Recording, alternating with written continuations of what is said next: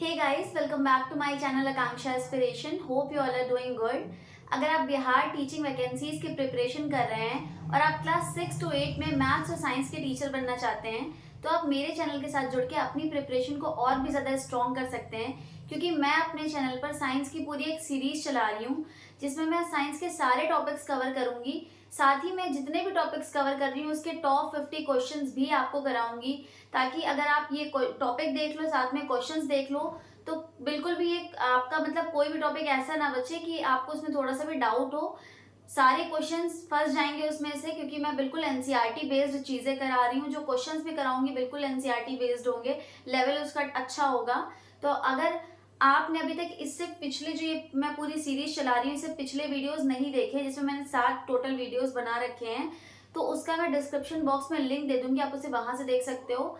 साथ ही पिछले वीडियो में मैंने आपको प्लांट टिश्यू बताया था, आज मैं आपको एनिमल टिश्यू बताऊंगी। और मैं एनिमल टिश्यू में केवल आपको वो चीज़ें ही बताऊंगी जो इम्पोर्टेंट है, क्योंकि सिर्फ 1 मंथ का टाइम बचा है, आपको और भी सारे टॉपिक्स कराने हैं। मेरी कोशिश रहेगी कि आपको कम से कम केवल वही चीज़ें बताई जाएं जो इम्पोर्टेंट है, और जो चीज़ें छूट जाएंगी वो जब मैं इसके टॉप 50 या टॉप 40 क्वेश्चंस के पूरी सीरीज लेकर आऊंगी इस टॉपिक की, उसमें मैं चीज़ें सब कवर करा दूंगी।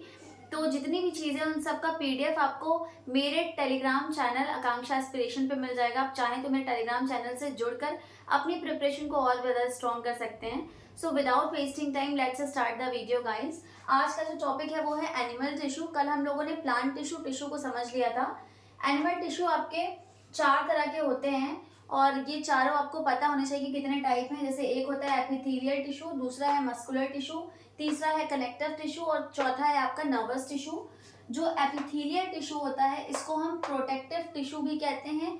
ये सबसे सिंपलेस्ट टिश्यू है, और हमारी जो स्किन की लेयर होती है फर्स्ट लेयर, वो एपिथेलियल टिश्यू की ही बनी होती है, जो हमारी स्किन को, हमारे ऑर्गन्स को, सबको ड्राइंग, डैमेज और जितने भी हार्मफुल केमिकल्स हैं उससे ये प्रोटेक्ट करता है एपिथेलियल टिश्यू। इसीलिए इसको हम प्रोटेक्टिव टिश्यू भी कहते हैं।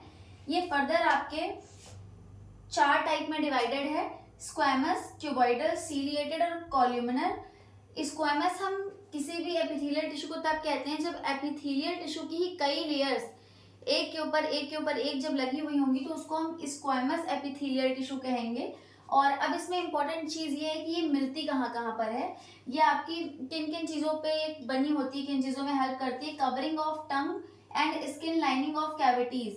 पहली बात तो ये जो टंग की जो टिश्यूज हैं, टंग में जो बनने में जो टिश्यूज हेल्प कर रहे हैं वो आपकी स्क्वैमस टिश्यू हैं। साथ ही स्किन लाइनिंग ऑफ कैविटीज जैसे कि माउथ और ईसोफेगस, एल्वेओलाई, इन सब की लाइनिंग में भी स्क्वैमस टिश्यू हेल्प करता है। नेक्स्ट है आपका क्यूबॉइडल। क्यूबॉइडल एपिथेलियल टिश्यू कहाँ कहाँ प्रेजेंट होते हैं? आपके किडनी ट्यूब्यूल्स में प्रेजेंट होते हैं। ये किडनी ट्यूब्यूल्स आपकी क्यूबॉइडल टिश्यूज से भी बनी होती हैं। थायराइड वेसिकल में प्रेजेंट होते हैं, और कुछ ग्लैंड्स में भी प्रेजेंट होते हैं, जैसे आपकी सैलिवरी ग्लैंड हो गया। उसके बाद है आपका सीलिएटेड एपिथेलियल टिश्यू। ये आपके कहाँ कहाँ प्रेजेंट होते हैं? स्पर्म डक्ट में, ट्रैकिया में, ओविडक्ट में और ब्रोंकाई में। ये सारी इन जगहों को बनाने में, इन चीज़ों को बनाने में सीलिएटेड टिश्यू हेल्प करता है, सीलिएटेड एपिथेलियल टिश्यू। और लास्ट है आपका कॉल्यूमिनर।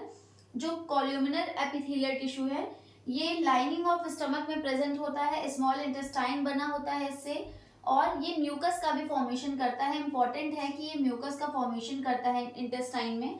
और साथ ही जब कॉल्यूमिनर एपिथेलियल टिश्यू जब कुछ ग्लैंड्स में, जब जैसे अगर किसी ग्लैंड में जो आपका अगर कोई ग्लैंड है जिसमें ये टिश्यू प्रेजेंट है और किसी ग्लैंड का ये फॉर्मेशन कर रहा है, तो तब हम इसको कॉल्यूमिनर एपिथेलियल टिश्यू ना बोल के ग्लैंडुलर एपिथेलियल टिश्यू बोलेंगे।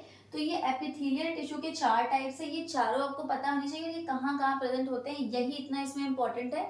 सिर्फ आपको इंपॉर्टेंट चीजें बताऊंगी, कम से कम टाइम में बताने की कोशिश करूंगी। नेक्स्ट है आपका मस्कुलर टिश्यू। मस्कुलर टिश्यू किस चीज में? Help in contraction and relaxation, उन चीजों में हेल्प करता है, कॉन्ट्रैक्ट रिलैक्स करती है ना मसल्स। उसके बाद ये आपके फर्दर आपके ये 3 टाइप के होते हैं: स्ट्रिएटेड या फिर वॉल्यूमेंट्री। वॉल्यूमेंट्री मतलब हमारे कंट्रोल में है। फिर आपकी स्मूथ इनवॉल्यूंट्री होती है, हमारे कंट्रोल में नहीं है। कार्डियक भी इनवॉल्यूंट्री होती है, हमारे कंट्रोल में नहीं है। अब देख लेते हैं जो स्ट्रिएटेड या फिर वॉल्यूंट्री आपकी जो मस्कुलर टिश्यू है, ये किस चीज़ में हेल्प करती है? हेल्प इन बॉडी मूवमेंट, ये हमारे बॉडी के मूवमेंट में हेल्प करती है। साथ ही ये यूनी न्यूक्लिएटेड होती है, इसका जो सेल होता है उसमें केवल एक ही न्यूक्लियस प्रेजेंट होगा और ये अनब्रांच्ड होती है, इसमें ब्रांचेस नहीं प्रेजेंट होती हैं इसकी सेल्स में। और स्मूथ जो आपकी स्मूथ मस्कुलर टिश्यूज हैं ये इनवॉलेंट्री होती है, हमारे कंट्रोल में नहीं होती है। कहाँ प्रेजेंट होती हैं? स्टमक में प्रेजेंट होती हैं। ये मल्टी न्यूक्लिएटेड होती हैं, इसमें न्यूक्लियस ज़्यादा प्रेजेंट होते हैं सेल में, एक से ज़्यादा। अनब्रांच्ड होती हैं ये भी। और लास्ट है आपकी कार्डियक इनवॉल्यूंट्री मसल। जो कार्डियक मसल्स है ये भी आपकी इनवॉल्यूंट्री मसल है। इनवॉल्यूंट्री मतलब जो हमारे कंट्रोल में नहीं है। कहाँ प्रेजेंट है? आपके हार्ट में। ये भी आपकी यूनी न्यूक्लिएटेड है, यानी कि केवल एक न्यूक्लियस प्रेजेंट होगा और साथ ही ये ब्रांच्ड होती है। इन दोनों में से केवल यही एक है जो ब्रांच्ड है और स्मूथ जो मसल्स है केवल यही आपकी मल्टी न्यूक्लिएटेड होती है। आई होप कि आपको एपिथेलियल और मस्कुलर टिश्यू समझ में आया होगा। नेक्स्ट है connective tissue. Connective tissue further आपके 4 टाइप में डिवाइडेड है। पहला है एरोलर, दूसरा है एडिपोज, तीसरा है स्केलेटल और चौथा है आपका फ्लूइड टिश्यू। जो आपके एरोलर टिश्यू है इसके अंदर 2 चीजें आती है, टेंडन्स एंड लिगामेंट्स। टेंडन किसे कहते हैं? जो ऐसे टिश्यूज जो बोन्स को मसल से कनेक्ट करते हैं इसको हम टेंडन्स कहते हैं। लीगामेंट किसे कहते हैं? जो बोन्स को बोन से कनेक्ट करती हैं उसको हम लीगामेंट कहते हैं। तो ये चीजें आपको पता होनी चाहिए। एडिपोज टिश्यू, एडिपोज टिश्यू आप सबको पता है कि फैट रिजर्वर है। फैट जो है आपका कहाँ पे रिजर्व होता है? एडिपोज टिश्यू में रिजर्व होता है। नेक्स्ट है आपका स्केलेटल। स्केलेटल में 2 चीजें आती हैं, कार्टिलेजेस एंड बोन्स।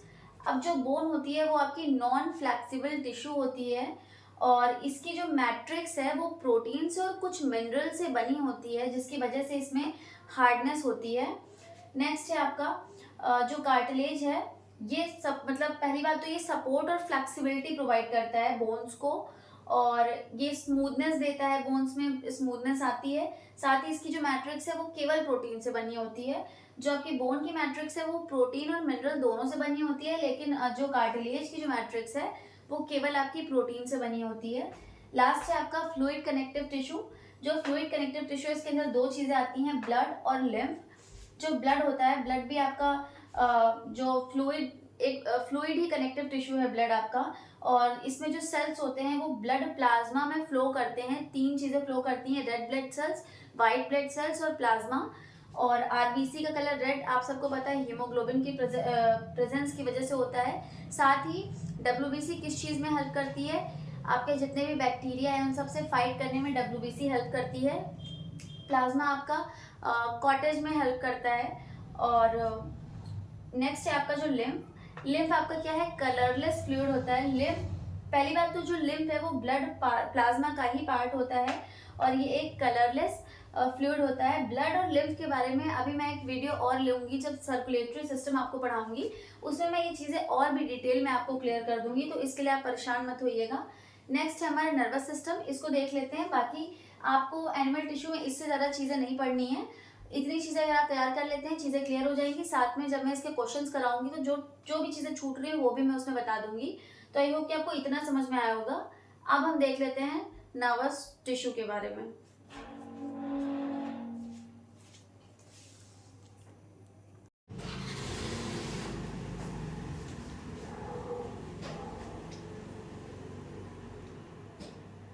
तो आइए अब देख लेते हैं नर्व टिश्यू को। तो आइए अब समझ लेते हैं नर्वस टिश्यू को। Nervous tissue transmits message in our body. हमारी बॉडी में जो मैसेजेस हैं वो नर्वस टिश्यू के थ्रू ही ट्रांसमिट हो पाते हैं। और नर्वस टिश्यू से कौन कौन से ऑर्गन्स बने हैं? आपके ब्रेन, स्पाइनल कॉर्ड और नर्व्स जितनी भी हैं ये आपकी नर्व सेल से बनी होती हैं और नर्व सेल से ही आपका नर्वस टिश्यू बना होता है। ये पूरा डायग्राम है नर्व सेल का और ये काफ़ी इम्पोर्टेंट है। जैसे जो सबसे पहले आप इसका जो अपर पार्ट जो नर्व्स निकली हुई हैं इसको हम डेंड्राइट्स कहते हैं। इसके अंदर एक न्यूक्लियस प्रेजेंट होता है और जो ये बीच की लाइनिंग पूरी जा रही है इसको हम कहते हैं एक्सॉन। ये जो ये नॉट्स ऑफ रणवीर इस पार्ट को कहते हैं जहाँ पे ये हल्का सा नॉट जैसा बना हुआ है तो इसको नॉट्स ऑफ रणवीर कहते हैं। ये आपकी माइलिन शीट है और ये पूरी सेल बॉडी है जिसको हम कहते हैं साइटोन। ये नर्व्स की एंडिंग है। तो डेंड्राइट्स में जैसे ही इम्पल्स रिसीव होती है वो एक्सॉन के थ्रू पूरी बॉडी में फैल जाती है। नर्व्स जो है वो मैसेज ट्रांसमिट हो जाता है। तो ये डायग्राम आपको आना चाहिए कि किसको क्या कहते हैं। लेबलिंग आपको चीज़ें पता होनी चाहिए। डेंड्राइट्स का क्या काम है पता होना चाहिए। एक्सॉन क्या करता है, ट्रांसमिट करता है जो भी इम्पल्सेस आती हैं उसको पूरी बॉडी में। ये चीज़ आपको पता होनी चाहिए। तो ये था आज का पूरा वीडियो। आई होप कि आपको ये वीडियो अच्छा लगा होगा। अगर आपको वीडियो अच्छा लगता है then please don't forget to like this video because your subscription and like means a lot to me guys. Thank you so much.